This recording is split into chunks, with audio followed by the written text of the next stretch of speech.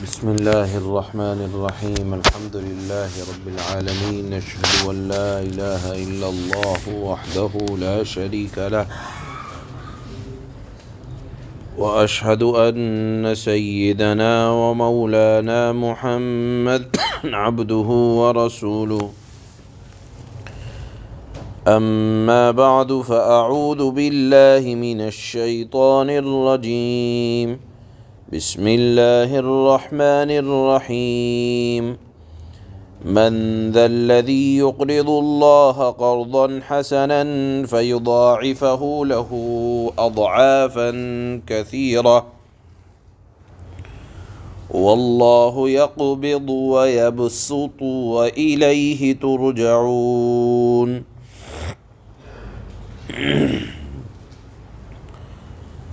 صدق اللہ مولانا العلی العظیم۔ اس آیت میں اللہ نے اپنے مال کو کسی بھی نیک کام میں خرچ کرنے کو، اللہ کی راہ میں مال خرچ کرنے کو قرض حسن سے تعبیر کیا ہے۔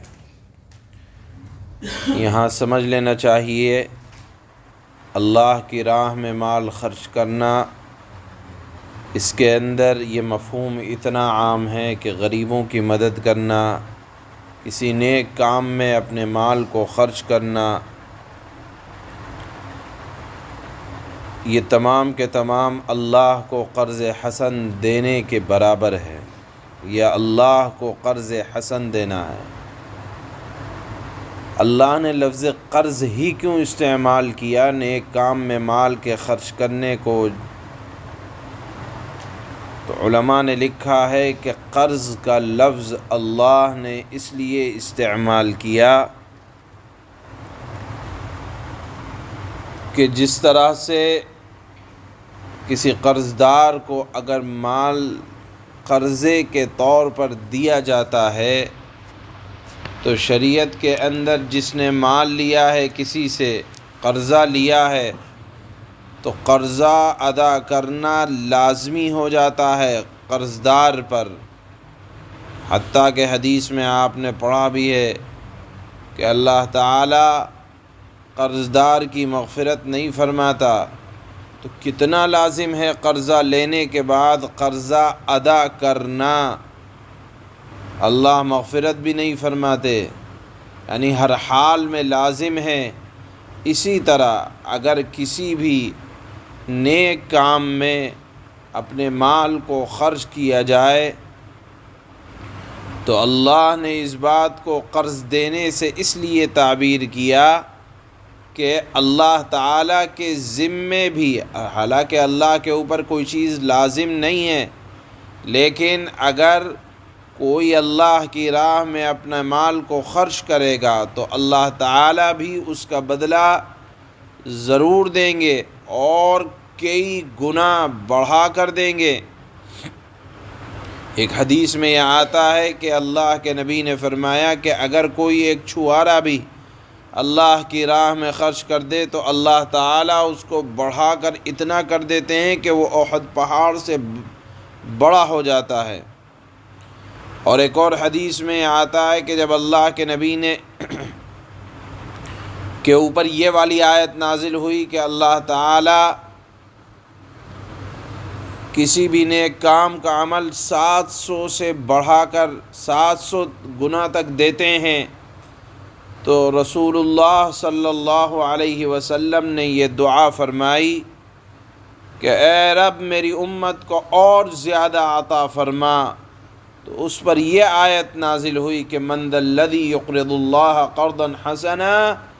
فیضاعفہ له اضعافا کثیرہ،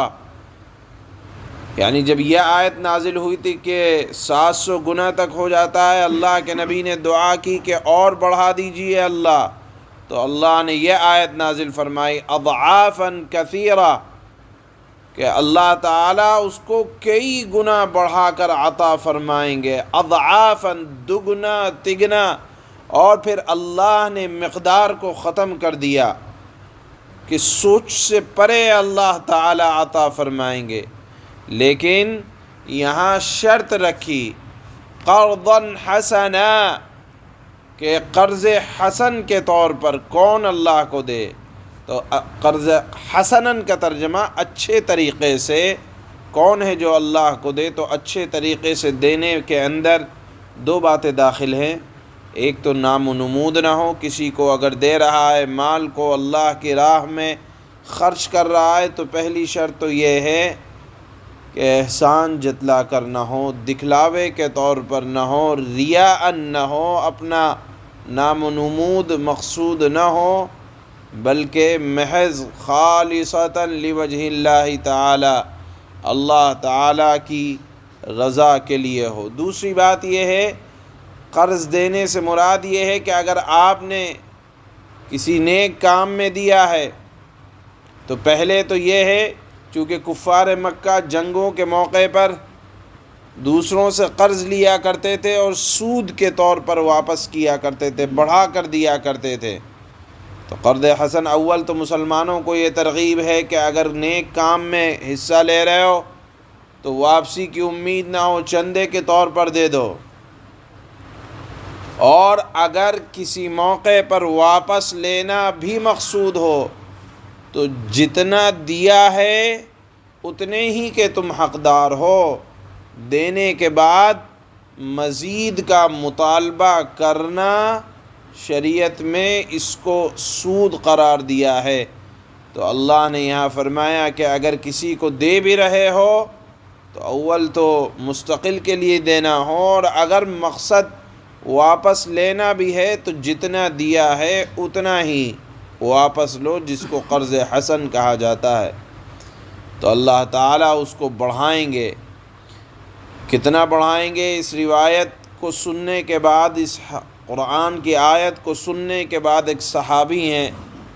بڑا مشہور واقعہ ہے، حضرت ابو الدحداح رضی اللہ تعالی عنہ کا. وہ آئے اللہ کے نبی کی خدمت میں اور کہا کہ یا رسول اللہ، کیا اللہ تعالیٰ بھی ہم سے قرض چاہتا ہے؟ آپ نے فرمایا کہ جی ہاں، اللہ تعالیٰ یہ چاہتے ہیں کہ اس کے ذریعے سے تم کو جنت میں داخل کر دیں. یہ سننے کے بعد حضرت ابو الدحداح نے فرمایا کہ اللہ کے نبی، میرے 2 باغ ہیں، بڑے شاندار باغ ہیں، میں ان دونوں باغوں کو اے اللہ تیری رضا کے لیے اللہ کی راہ میں دیتا ہوں. اللہ کے نبی صلی اللہ علیہ وسلم نے فرمایا کہ دیکھو، دونوں باغوں کو اللہ کے لیے وقف مت کرو، بلکہ اللہ کے راستے میں ایک باغ کو وقف کرو اور دوسرا باغ اپنے اہل و عیال کے لیے، گزارہ معاش کے لیے رکھو. معلوم یہ ہوا کہ اللہ نے خرچ کے اندر بھی ترتیب رکھی ہے کہ آدمی بالکل فقیر نہ ہو جائے. وہ حضرات صحابہ اکرام تھے کہ وعدوں پر یقین، لیکن اس کے باوجود اللہ کے نبی صلی اللہ علیہ وسلم نے فرمایا کہ ایک اپنے لیے رکھو اور ایک اللہ کی راہ میں وقف کر دو. حضرت ابو الدحداح نے فرمایا کہ میرے نزدیک مجھے جو سب سے زیادہ محبوب ہے وہ باغ ہے جس کے اندر کھجوروں کے 600 درخت ہیں، وہ میں اللہ کی راہ میں وقف کرتا ہوں، اور اس پر اللہ کے نبی صلی اللہ علیہ وسلم نے فرمایا اللہ تم کو اس کے عوض جنت میں باغ عطا فرمائے گا. حضرت ابو الدحداح یہ سن کر فوراً اٹھے اور اپنے باغ کے پاس گئے، اندر تشریف نہیں لے گئے، باہر سے کھڑے ہو کر اپنی بیوی اور بچوں کو، جن کی جھولیوں میں کھجور تھی اور جن کے منہ میں کھجور تھی،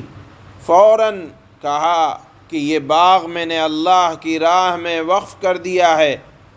اور اپنی بیوی کو باہر سے کھڑے ہو کر آواز دی کہ اب میں ان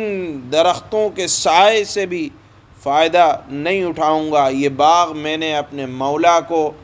قرض دے دیا ہے، یہ باغ اب ہمارا نہیں رہا، یہ اللہ کا ہو گیا. شوہر کی بات کو سن کر وہ بیوی بھی صحابیہ تھیں، فوراً اللہ کا شکر ادا کیا، خوشی کا اظہار کیا، اور جو پھل بچوں کے منہ میں تھا اس کو ہاتھ دے کر نکال دیا اور بچوں سے کہا کہ دامن کو جھٹک دو، اب یہ کھجوروں پر بھی حق ہمارا نہیں رہا، یہ اللہ کے لیے وقف ہو گئیں، اور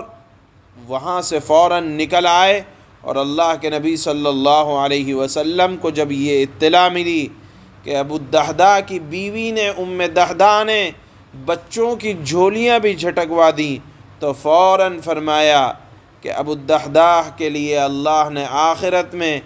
کتنے بے شمار کھجور کے لمبے درخت اور کتنے کشادہ محلات اللہ نے ابو الدحداء کے لیے جنت میں تیار کیے، یہ وعدے اور یقین دلائے۔ اور اس کے بعد اس آیت میں جو اخیر کا حصہ ہے اس میں ایک جملہ اللہ نے ارشاد فرمایا، واللہ یقبض